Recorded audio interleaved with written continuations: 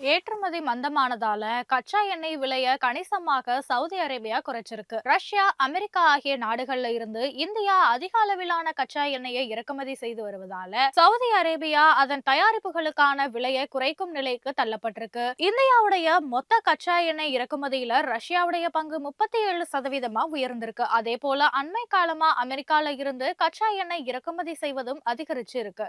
பாரம்பரியமாக இந்தியாவுடைய மிகப்பெரிய எரிபொருள் விநியோகஸ்தராக இருந்து வந்த சவுதி அரேபியா பிற வளைகுடா நாடுகள்ல கச்சா எண்ணெய் விலையை தீர்மானிக்கிறதுலயும் முக்கிய பங்கு வகிக்குது. இந்த நிலையில ரஷ்யா கச்சா எண்ணெயை தொடர்ந்து தள்ளுபடி விலையில கிடைப்பதும், அமெரிக்கால இருந்து கூடுதலா இறக்குமதி செய்ய தொடங்கியுள்ள இந்தியாவுடைய முடிவும் சவுதி அரேபியாவை விலை குறைப்ப நோக்கி தள்ளியிருக்கு. இதன் காரணமாக 2026 ஜனவரி மாதம் கச்சா எண்ணெயுடைய ஒப்பந்தங்களுக்கு பீப்பாய் ஒன்றுக்கு ரூ. 171 வரைக்கும் தள்ளுபடி வழங்க சவுதி அரேபியா அரசு முன் வந்திருக்கு.